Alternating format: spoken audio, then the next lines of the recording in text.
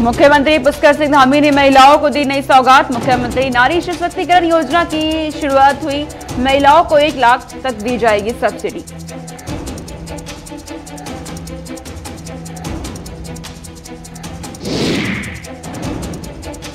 चौबीस घंटे में आए 16 नए संक्रमित मामले, एक भी मरीज की मौत नहीं हुई। 16 मरीज ठीक हुए हैं। देवभूमि में संक्रमित मामलों की संख्या घटकर 226 तक पहुंची।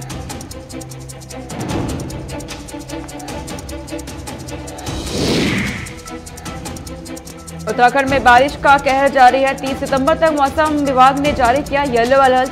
सभी अधिकारियों को सतर्क रहने के निर्देश दिए हैं। कुमाऊं गढ़वाल क्षेत्रों में आज भी बारिश के आसार।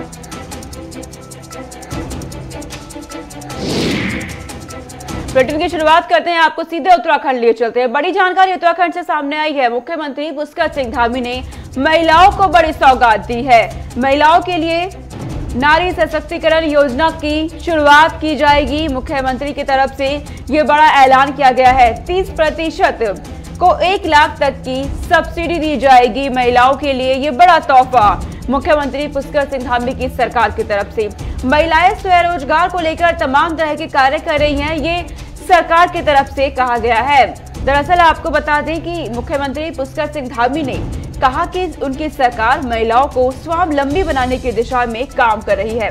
मुख्यमंत्री नारी सशक्तिकरण योजना के तहत स्वरोजगार करने वाली महिलाओं को लोन मिलने में आसानी हो जाएगी अब, और इस योजना के तहत उन्हें प्रोजेक्ट कॉस्ट की 30% या 1 लाख रुपए सब्सिडी मिलेगी। मुख्यमंत्री नारी सशक्तिकरण योजना का लाभ सभी महिलाएं उठा सकती है, ये कहा गया है उत्तराखंड के मुख्यमंत्री पुष्कर सिंह धामी की तरफ से।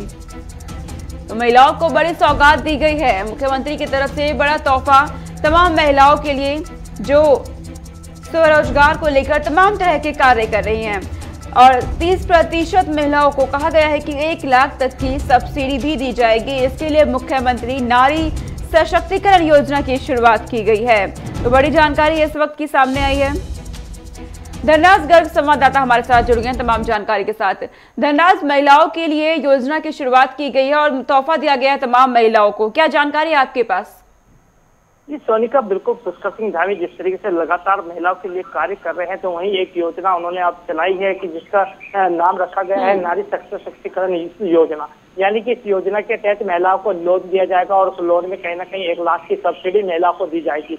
और साथ ही यदि वो 1 लाख से अधिक होती है तो उसमें 30% की सब्सिडी देने का प्रावधान रखा गया है। और साथ ही ये कहा गया है मुख्यमंत्री पुष्कर सिंह धामी की तरफ से कि महिलाओं को सशक्तिकरण करने के लिए और स्वावलंबी बनने के लिए ये योजना निकाली गई है कि जिसमें महिलाएं कहीं ना कहीं अपने पैरों पर खड़ी होकर एक तरीके से अपना कारोबार चला सकती है और अपना जिस तरीके से अपना जीवन है वो व्यापित उसको कर सकती हैं। यानी कि कहा जा सकता है कि पुष्कर सिंह धामी लगातार महिलाओं के लिए कार्य कर रहे हैं और तमाम योजनाएं महिलाओं के लिए निकाल रहे हैं, चाहे वो महिलाओं के लिए सशक्तिकरण की योजना हो या फिर अन्य योजना हो। तमाम तरह की योजनाएं पुष्कर सिंह धामी ने निकाली है। तो कहीं ना कहीं महिलाओं को एक तरीके से कहा जा सकता है कि महिलाओं को स्वावलंबी बनाने के लिए तमाम योजनाएं निकाली जा रही हैं, चाहे वो प्रधानमंत्री नरेंद्र मोदी की तरफ से योजनाएं हो या मुख्यमंत्री पुष्कर सिंह धामी की तरफ से योजनाएं हो। तमाम योजनाएं धरातल पर उतारने की कवायद मुख्यमंत्री पुष्कर सिंह धामी लगातार कर रहे हैं। जी ये जानकारी भी दीजिएगा, क्या लगता है कि अब महिलाओं को जिस तरीके से सौगात दी गई है आगामी विधानसभा को चुनाव को देखते हुए, क्या महिलाएं अब मुख्यमंत्री के साथ खड़ी हो जाएंगी? क्योंकि देखा जाए तो समय उनके पास कम है और वोटर्स को साधने के लिए पूरा कोशिश भी की जा रही है मुख्यमंत्री की तरफ से। जी बिल्कुल सोनिका, जिस तरीके से 2022 का चुनाव नजदीक आ रहा है तो कहीं ना कहीं उसको लेकर मुख्यमंत्री पुष्कर सिंह धामी लगातार सतर्क नजर आ रहे हैं और तमाम वर्ग को साधने की कोशिश वो कर रहे हैं। तमाम वोटरों को वो अपने पक्ष में करना चाहते हैं, तो जिसको देखते हुए कहीं ना कहीं युवाओं के लिए उन्होंने योजनाएं निकाली, बेरोजगारों के लिए योजनाएं निकाली और वहीं सैनिकों के लिए योजनाएं निकाल रहे हैं। तो वहीं अब महिलाओं को भी साधने की कोशिश इसमें की गई है कि महिलाएं उनके पक्ष में वोट करे, इसलिए ये योजना निकाली गई है। तो कहीं ना कहीं इससे सीधा ताल्लुक 2022 की चुनाव से जोड़कर देखा जा सकता है, क्योंकि जिस तरीके से चुनाव नजदीक है तो कहीं ना कहीं लोगों को साधने की कोशिश लगातार बीजेपी कर रही है। और तमाम आपने देखा कि जो मुख्यमंत्री बदले गए, एक युवा मुख्यमंत्री उत्तराखंड को मिला, राज्यपाल बदले गए, एक सैनिक राज्यपाल उत्तराखंड को दिया गया। तो अब महिलाओं के लिए योजनाएं निकाली गई, बेरोजगारों के लिए योजनाएं निकाली गई, तमाम तरह की योजनाएं योजनाएं मुख्यमंत्री पुष्कर सिंह धामी निकाल रहे हैं, तो कहीं ना कहीं जरूर इसका फायदा 2022 के चुनाव में बीजेपी को मिलेगा। अब देखने वाली बात होगी कि कितना फायदा बीजेपी को इन योजनाओं का मिलता है, क्योंकि जिस तरीके से मुख्यमंत्री पुष्कर सिंह धामी लगातार योजनाओं पे योजनाएं निकाल रहे हैं, तो अब धरातल पर देखने वाली बात होगी कि कितनी वो योजनाएं धरातल पर उतर पाती हैं। जी तो धनराज, इस योजना का लाभ महिलाओं को 2022 से पहले मिलेगा या 2022 के बाद? जी बिल्कुल सोनिका, जिस तरीके से मुख्यमंत्री पुष्कर सिंह धामी कह रहे हैं कि ये योजनाएं जो निकाली गई हैं, इनका चुनाव आचार संहिता लगने से पहले इसका लाभ जरूर महिलाओं को दिया जाएगा, बेरोजगारों को इसका लाभ दिया जाएगा। जिस तरीके की बेरोजगार महिलाएं होती हैं, उनको कहीं ना कहीं लोन की आवश्यकता होती है कि वो खुद का कारोबार चला सके, उसके लिए लोन की आवश्यकता रहती है। तो कहीं ना कहीं ये साफ तौर पर कहा गया है कि यदि 2022 में बीजेपी की सरकार भी आती है, तो तब भी ये योजना चलती रहेंगी और तमाम योजनाओं पर काम किया जाएगा। जी ठीक है धनराज, तमाम जानकारी आपने पहुंचाई, किस तरीके से इस योजना की शुरुआत की जाएगी और तमाम महिलाओं को लाभ मिलेगा। बहुत शुक्रिया धनराज, तमाम जानकारी हम तक पहुंचाने के लिए। अब आगे रुख करते हैं, एक और बड़ी जानकारी सामने आ रही है। आपको बता दें कि टिहरी उत्तरकाशी जिले में बीजेपी कोर कमेटी की बैठक हुई है और इस बैठक में 2022 के विधानसभा चुनाव को लेकर मंथन किया गया है। बड़ी जानकारी सामने आई है। राष्ट्रीय महामंत्री बीएल संतोष ने कार्यकर्ताओं में इस दौरान जोश भरने का काम किया और बूथ कमेटी शक्ति केंद्रों के संबंध में भी जानकारी कार्यकर्ताओं से ली गई है। बैठक हुई है बीजेपी कोर कमेटी की और 2022 को लेकर के इसमें मंथन किया गया है। राष्ट्रीय महामंत्री संगठन बीएल संतोष ने विधानसभा प्रभारी और विधायकों से अलग अलग बैठक कर चुनावों को लेकर फीडबैक लिया है और साथ ही कहा गया है कि चुनाव किस तरीके से जीता जाए, इस फॉर्मूले पर काम किया जाना है। तमाम कार्यकर्ताओं को जिम्मेदारियां भी सौंपी गई इस दौरान और फॉर्मूले बताए, यानी मंत्र बताने का काम किया गया इस कोर कमेटी की बैठक में कि 2022 को किस तरीके से साधना है। तो बड़ी जानकारी सामने आई है। टिहरी उत्तरकाशी जिले में बीजेपी कोर कमेटी की बैठक हुई है और बेहद अहम ये बैठक मानी जा रही है, क्योंकि चुनाव में बहुत कम समय बचा है। 2022 में विधानसभा के चुनाव होने हैं। इससे पहले बीजेपी लगातार एक्टिव मोड में उत्तराखंड में नजर आ रही है। मुख्यमंत्री खुद अलग अलग जिलों में पहुंच रहे हैं। तमाम परियोजनाओं की सौगात जनता को दी जा रही है। परियोजनाओं का लोकार्पण किया जा रहा है और 2022 पर सीधी नजर है। जन आशीर्वाद यात्रा निकाली जा रही है लगातार और अब बैठकों का दौर बीजेपी में लगातार चल रहा है। तमाम कार्यकर्ताओं को जिम्मेदारियां सौंपी जा रही है। बूथ स्तर तक काम करने के लिए कहा गया है और वो मंत्र बताए गए हैं जीत के, जिससे 2022 में जीता जाए। हालांकि 2022 के ये परिणाम बताएंगे कि सत्ता की दहलीज पर पहुंचने का सपना किसका पूरा होगा। लेकिन फिलहाल सभी राजनीतिक दल सक्रिय मोड में है और बीजेपी की तरफ से लगातार बैठकों का दौर चल रहा है। अगले ही महीने कहा गया है अक्टूबर में तमाम बड़े चेहरे बीजेपी के दौरे पर पहुंच रहे हैं उत्तराखंड। प्रधानमंत्री नरेंद्र मोदी पहुंचेंगे, गृहमंत्री अमित शाह, राजनाथ सिंह, तमाम बड़े चेहरे स्टार प्रचारक का काम करने वाले हैं उत्तराखंड में, क्योंकि अब चुनाव में बेहद कम समय बचा है और कुछ ही महीनों बाद चुनाव होने और बहुत जल्द आचार संहिता लागू हो जाएगी और उससे पहले बीजेपी की कोशिश है कि कार्यकर्ताओं में भी जोश भरा जाए। और विशाखा चौधरी संवाददाता हमारे साथ जुड़ गई हैं तमाम जानकारी के साथ। विशाखा, जानकारी सामने आई है कि बीजेपी कोर कमेटी की बैठक हुई है। कितनी महत्वपूर्ण ये बैठक रही विशाखा?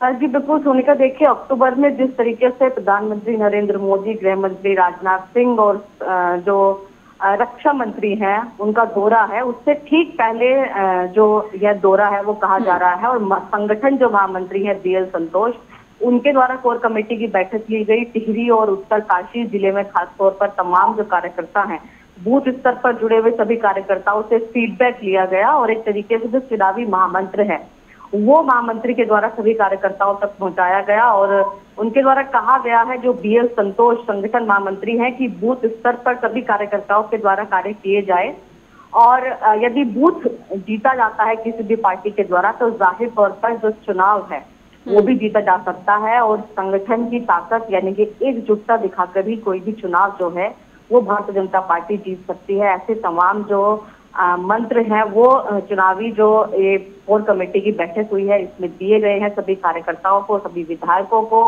बंद कमरे में सभी जो कार्यकर्ता हैं, विधायक हैं, बूथ स्तर के जो कार्यकर्ता हैं, उनकी बैठक महामंत्री के द्वारा ली गई और तमाम फीडबैक राज्य के आगामी चुनाव को लेकर लिए गए। खासतौर पर यह जो बैठक है, यह जो दौरा है महामंत्री का, वो इसी क्रम में देखा जा रहा है कि अक्टूबर माह में प्रधानमंत्री का दौरा है, रक्षा मंत्री का दौरा है, गृह मंत्री का राज्य में दौरा होना है। तो कहीं ना कहीं वही जो भूमिका है वो बनाने की कोशिश भारतीय जनता पार्टी के तमाम दिग्गजों के द्वारा की जा रही है और उसी क्रम में इस जो बैठक है यह देखा जा रहा है। तमाम जो पहाड़ी जिले हैं, फिलहाल उनके वोट बैंक को किस प्रकार साधा जाए, किस तरीके से पहाड़ी जिलों का जो जनता है उसको किस तरीके से वहां तक पहुंचा जाए और क्या जो फिलहाल चुनावी मत है उसके तहत कार्य किया जाए, इसकी सभी जो भारतीय जनता पार्टी के दिग्गज नेता हैं वो तैयारी कर रहे हैं और उसी को लेकर यह कोर कमेटी की बैठक हुई है। विशाखा, जानकारी ये भी है कि 29 सितंबर को राष्ट्रीय अध्यक्ष जेपी नड्डा की भी वर्चुअल संबोधित करने वाले हैं वो प्रत्येक विधानसभा में। क्या उसे लेकर भी तैयारी की गई, कोई रणनीति बनी है या बातचीत की गई इस बैठक के दौरान? जी बिल्कुल सोनिका, देखिए जेपी नड्डा का भी जो वर्चुअल कार्यक्रम है वो होना है। जाहिर तौर पर क्योंकि वो भी नड्डा के द्वारा भी तमाम जो कार्यकर्ता है उनसे फीडबैक लिया जाएगा, उनसे उनका जो होमवर्क है कितना किया गया है, तमाम विधायकों से लेकर बूथ कार्यकर्ताओं से लेकर तमाम जो मंत्री हैं उनसे उनका होमवर्क पूछा जाएगा। इस तरीके से रिपोर्ट कार्ड मांगा जाएगा। इससे पहले भी जब नड्डा का दौरा रहा था तो उन्होंने तमाम जो मंत्री हैं, विधायक हैं, उनसे सभी से जो कार्य है किस तरीके से उनकी विधानसभाओं में किए जा रहे हैं उस पर ब्यौरा मांगा था और जवाब मांगा गया था। ठीक उसी प्रकार से अब एक समय अंतराल, एक गैप के बाद जिस तरीके से जेपी नड्डा के द्वारा वर्चुअल जो सभा है वो आयोजित की जाएगी या तमाम मंत्रियों के साथ बैठक की जाएगी, तो जाहिर तौर पर उसमें भी यही फीडबैक, इसी होमवर्क का जवाब मांगा जाएगा। किस तरीके से चुनाव को लेकर भारतीय जनता पार्टी के तमाम कार्यकर्ता, तमाम नेता, तमाम मंत्री कार्य कर रहे हैं, किस तरीके से विधानसभाओं के दौरे हो रहे हैं, क्या क्या कार्य विधानसभाओं में किए गए हैं और जो होने थे, जो योजनाएं, जो घोषणाएं मंत्रियों के द्वारा की गई है वो कितनी धरातल पर उतारी गई है, ये सभी जो फीडबैक है वो जेपी नड्डा के द्वारा भी किया जाएगा और सीएम संतोष जो महामंत्री है, संगठन महामंत्री है, उनके द्वारा भी कोर कमेटी के बैठक के माध्यम से लिया जाएगा। और विशाखा, तमाम चेहरे उत्तराखंड पहुंचने वाले हैं, बड़े चेहरे बीजेपी की, यानी कोई कसर बीजेपी नहीं छोड़ना चाहती है आगामी विधानसभा चुनाव को लेकर। जी बिल्कुल सोनिका, देखिए फिलहाल बीजेपी की एक जो समझे की है वो कही जाती है चुनाव से पहले या चुनावी रण के लिए भारतीय जनता पार्टी जिस तरीके से तैयार रहती है, जिस तरीके से एक तरीके से PR स्ट्रेटेजी लेकर चलती है भारतीय जनता पार्टी, तमाम राज्यों में ऐसा देखा गया है। और जिस तरीके से जो कहिए कि चुनाव को लेकर जो मत है वो भी कहीं ना कहीं पलटे जाते हैं कुछ महीनों के अंदर, इसके भारतीय जनता पार्टी जानी जाती है और कई राज्यों में ऐसा देखने को मिला है। तो जाहिर तौर पर उत्तराखंड में भी उसी को लेकर भारतीय जनता पार्टी ने जो तमाम कोशिश है वो शुरू करती है और चुनाव से ठीक पहले की जो रणनीति है उस पर सटीक रूप से भारतीय जनता पार्टी के सभी दिग्गज, चाहे वो केंद्रीय नेतृत्व के दिग्गज हों या राज्य के जो दिग्गज हों, वो कार्य कर रहे हैं और इसी स्ट्रैटेजी पर काम करते हुए 2022 के विधानसभा चुनाव को लेकर सत्ता पक्ष यानी कि भारतीय जनता पार्टी मुख्यमंत्री सहित फुल एक्शन मोड में नजर आ रही है। ठीक है विशाखा, तमाम जानकारी देने के लिए आपका बहुत शुक्रिया। तो आपको जानकारी दे रही थी विशाखा, किस तरीके से बीजेपी कोर कमेटी की बैठक हुई और इस बैठक के दौरान मंथन किया गया है आगामी विधानसभा चुनावों को लेकर के। हालांकि तमाम बड़े चेहरे भी अक्टूबर के महीने में उत्तराखंड पहुंच रहे हैं और इस दौरान सीधा 2022 को साधने का प्रयास किया जाएगा। हालांकि 2022 के परिणाम बताएंगे कि सत्ता की दहलीज तक कौन पहुंचता है। चलिए आगे बढ़ते हैं। एक और बड़ी जानकारी सामने आ रही है उत्तराखंड से। देवभूमि में कोरोना की रफ्तार में कमी आने लगी है। ये बड़ी जानकारी सामने आई है। राहत भरी खबर कि कोरोना की रफ्तार में कमी आई है। हालांकि 24 घंटे में 16 नए संक्रमित मामले सामने आए हैं। ये 24 घंटे के आंकड़े और एक भी मरीज की मौत नहीं हुई, 16 मरीज ठीक भी हुए हैं। 24 घंटे के अंदर की ये आंकड़े सामने आए हैं। संक्रमित मामलों की संख्या अब घटकर 226 तक पहुंच गई है। तो एक्टिव मरीजों की संख्या भी लगातार घटती जा रही है और कोरोना की रफ्तार उत्तराखंड में लगातार कम होती जा रही है। 24 घंटे के अंदर एक भी मरीज की मौत नहीं हुई। ये राहत भरी खबर सामने आई है। जिस तरीके से कोरोना की दहशत लोगों में देखी गई, अब हालात सामान्य होने लगे हैं उत्तराखंड में। और जिस तरीके से सीएम पुष्कर सिंह धामी की तरफ से लगातार ऐलान किए जा रहे हैं कि उत्तराखंड बहुत जल्द कोरोना मुक्त हो जाएगा। टीकाकरण केंद्रों की संख्या लगातार बढ़ाई जा रही है और रिकॉर्ड स्तर पर टीकाकरण रोजाना लोगों का किया जा रहा है। एक्टिव मोड में स्वास्थ्य विभाग को रखा गया है। क्योंकि तीसरी लहर की आशंका विशेषज्ञों की तरफ से जाहिर की गई है। दूसरी लहर का प्रकोप कम होता नजर आ रहा है, लेकिन खतरा अभी टला नहीं है। तीसरी लहर की आशंका भी है। धनराज गर्ग संवाददाता हमारे साथ जुड़ गए हैं। धनराज, खबर सामने आई है कि उत्तराखंड में अब मामले कम हो रहे हैं, हालात सामान्य होने लगे हैं, लेकिन तीसरी लहर की आशंका भी है। धनराज, तो ऐसे में अब जमीनी स्तर पर क्या हालात आप देखते हैं ग्राउंड जीरो पर? जी सोनिका, बिल्कुल यदि उत्तराखंड की बात करें तो उत्तराखंड में अब कोरोना के मामले सीमित हो चुके हैं कि 24 घंटे की बात करें, 24 घंटे में 16 नए मामले निकलकर सामने आए और जिसमें 16 लोग सही होकर अपने घरों को भी गए हैं। तो वही देखने में आ रहा है कि जो संक्रमित लोगों की संख्या है वो अब घटती हुई नजर आ रही है, जिससे कि अब आज की बात करें 226 संक्रमित लोग पूरे उत्तराखंड में इस समय संक्रमित हैं। तो कहीं ना कहीं लग रहा है कि अब जो रफ्तार है कोरोना की वो कम हो चुकी है। और जिस तरीके से मुख्यमंत्री पुष्कर सिंह धामी लगातार नजर भी बनाए हुए हैं कि तमाम दावे वो कर रहे हैं कि दिसंबर तक सभी को वैक्सीन लग जाएगी और अब उत्तराखंड को कोरोना मुक्त वो करने जा रहे हैं। तो कहीं ना कहीं लगता है कि जिस तरीके से अब रफ्तार कम हो रही है तो जल्द ही उत्तराखंड कोरोना मुक्त हो जाएगा और तमाम जो वैक्सीनेशन की कार्य प्रणाली है वो लगातार जारी है और तमाम सेंटर बनाए गए हैं और तमाम सेंटरों पर वैक्सीनेशन का कार्य जारी है। और जिस तरीके से रफ्तार लगातार वैक्सीनेशन की बढ़ी है तो इससे लगता है कि जो दावा मुख्यमंत्री पुष्कर सिंह धामी लगातार कर रहे हैं कि दिसंबर तक सभी लोगों को वैक्सीन लगा दी जाएगी, तो कहीं ना कहीं वो सत्य साबित होता हुआ नजर आ रहा है। तो सोनिका, वही यदि जमीनी स्तर की बात करें तो जिस तरीके से लगातार उत्तराखंड सरकार सतर्क भी है, यानी कि तीसरी लहर को लेकर लगातार सतर्क उत्तराखंड सरकार है कि तमाम कोरोना कर्फ्यू अभी भी उत्तराखंड में जारी किया गया है। हालांकि जो दिन का कर्फ्यू है वो हटा दिया गया है और नाइट कर्फ्यू अभी भी लगातार जारी है, यानी कि 9 बजे के बाद नाइट कर्फ्यू लग जाता है। तो कहीं ना कहीं ये एक बड़ी कदम जो सरकार उठा रही है, तो एक बड़ा ही सराहनीय कदम ये है कि जिस तरीके से कोरोना की तीसरी लहर की आशंका जताई जा रही है उसको देखते हुए कदम उठाए जा रहे हैं। वही पाबंदी की बात करें तो पाबंदियां भी लगातार जारी हैं और बॉर्डरों पर जो अन्य राज्यों से लोग आ रहे हैं उनको कोरोना की टेस्टिंग होने के बाद ही उत्तराखंड में एंट्री दी जा रही है। तो वहीं यदि चारधाम यात्रा की बात करें सोनिका, चारधाम यात्रा भी उत्तराखंड में जोरों पर है और तमाम यात्री चारधाम यात्रा करने आ रहे हैं। तो वहीं उनके लिए भी तमाम व्यवस्था उत्तराखंड सरकार ने बनाई है कि जो भी लोग चारधाम यात्रा में आएंगे वो कोरोना का टेस्ट करा कर आएंगे या फिर उनको दोनों डोज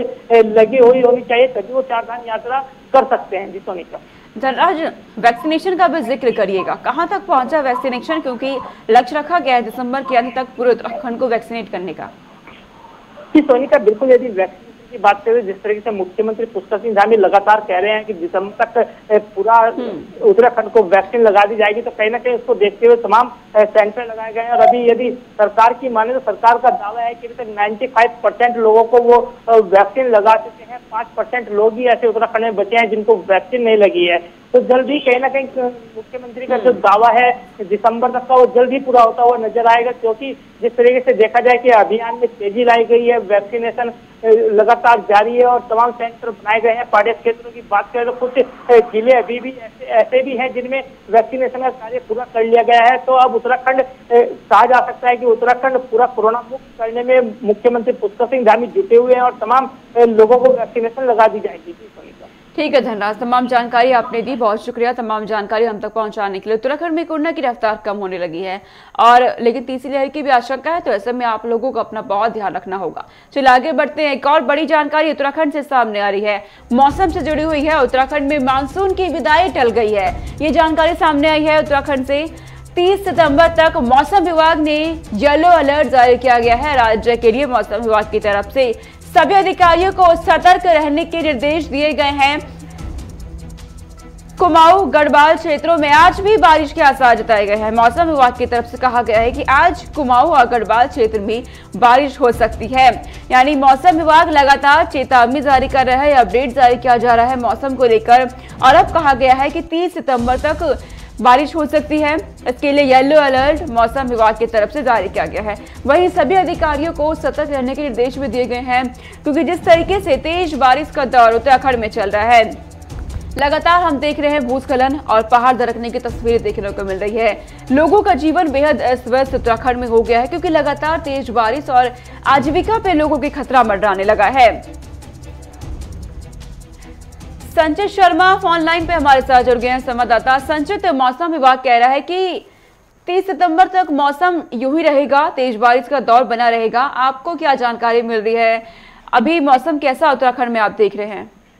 देखिए सोनिका, मैं आपको बता दूं कि जिस तरीके से अगर बात उत्तराखंड के मौसम की करें तो लगातार 2 दिन से धूप निकली है देहरादून के अंदर। और अगर बीते कल की बात करें तो कल शाम मध्यम थोड़ी सी बारिश हुई थी, लेकिन आज की बात करें तो पूरे उत्तराखंड के अंदर लगातार धूप निकली है। देखिए जिस तरीके से मौसम विभाग समय समय पर अलर्ट जारी करता है, तो मौसम विभाग ने जब हमारी मौसम वैज्ञानिक से बात हुई तो उन्होंने बताया कि लगातार जिस तरीके से मानसून का सीजन चल रहा है, तो उम्मीद जताई जा रही है कि 20 तारीख तक मानसून सीजन खत्म हो जाएगा। 20 से 21 तारीख तक का उन्होंने बताया था कि 20 से 21 तारीख के भी मानसून सीजन खत्म हो जाएगा। लेकिन जिस तरीके से अब दोबारा जो अपडेट आई है तो उसमें दोबारा से मानसून सीजन की जो जाने का टाइम था वो आगे बढ़ गया। अब 30 सितंबर तक का येलो अलर्ट आप देखिए पूरे उत्तराखंड के लिए जारी किया गया। और साथ ही साथ बात करें कुमाऊं मंडल और गढ़वाल मंडल की, तो दोनों ही मंडल में भारी बारिश की चेतावनी मौसम विभाग ने जारी करी है। सोनिका, तो संचित, ऐसे में लोगों का जिक्र करिएगा, किस तरीके से जीवन यापन कर पा रहे हैं, क्योंकि लगातार तेज बारिश और हम देख रहे हैं सड़कों पे भी आवागमन में लोगों को दिक्कतें हो रही हैं। जी देखिए सोनिका, आपको बता दूं कि अगर जब मानसून शुरू हुआ तो शुरुआती हालात की बात करें तो लगातार आपने देखा जिस तरीके से भूस्खलन की समस्या के साथ साथ कहीं बादल फटने की समस्या हुई, कहीं पर सड़क बंद हो गई, तो कहीं बाढ़ का पानी घुसा है। तो लगातार जो समस्याएं थी उसको लेकर के जब प्रशासन ने समय के साथ उसको निराकरण करने का काम किया तो लगातार जो जनजीवन अस्त व्यस्त हो गया था उसको सामान्य कर लिया गया है। अगर फिलहाल की स्थिति की बात करें तो फिलहाल की स्थिति उत्तराखंड के अंदर सामान्य बनी हुई है, लेकिन लगातार जिस तरीके से मौसम विभाग समय समय पर अलर्ट जारी करता है उसको लेकर के सारे अधिकारी और सरकारी मशीनरी जो इस विभाग से और इन सब चीजों से संबंधित मशीनरी है उन सबको अलर्ट मोड पर रखा गया है। अच्छा संचित, ये जानकारी भी दीजिएगा कि चारधाम यात्रा भी शुरुआत हो चुकी है और मौसम जिस तरीके से बदल रहा है लगातार, क्या व्यवस्था प्रशासन की तरफ से उनके लिए की गई है? जी देखिए, चारधाम यात्रा की अगर बात करें, चारधाम यात्रा उत्तराखंड में शुरू हो गई और चारधाम यात्रा शुरू होने के बाद जिस तरीके से जो सड़कें जो चारधाम यात्रा में सबसे ज्यादा इस्तेमाल होने वाली जो मुख्य मार्ग है चारधाम यात्रा को लेकर के, लगातार अगर उनकी बात करें तो उन सारी व्यवस्थाओं को सरकार ने मुकम्मल कर लिया। उन सारी सड़कों पर कोई खतरा ना हो, उन सारी सड़कों पर कोई भूस्खलन जैसी समस्या या पहाड़ दरकने की या उस सड़क जमींदोज ना हो जाए, ऐसी कोई आपदा सामने। ठीक है संचित, तमाम जानकारी आपने दी मौसम को लेकर, बहुत शुक्रिया तमाम जानकारी पहुंचाने के लिए। आगे रुक करते हैं, आपको बता दें कि उत्तराखंड से एक जानकारी सामने आ रही है। दरअसल पुलिस ने कुछ आरोपियों को गिरफ्तार किया गया है पुलिस की तरफ से। 22 सितंबर को थाना ITI के एक छात्र जो कि ट्यूशन पढ़कर अपने घर की ओर आ रहा था कि तभी कुंडेश्वरी रोड पर 2 अज्ञात लुटेरों ने उसे रोकते हुए छात्र से स्मार्टफोन, मोबाइल और 1000 की नकदी छीन कर फरार हो गए थे।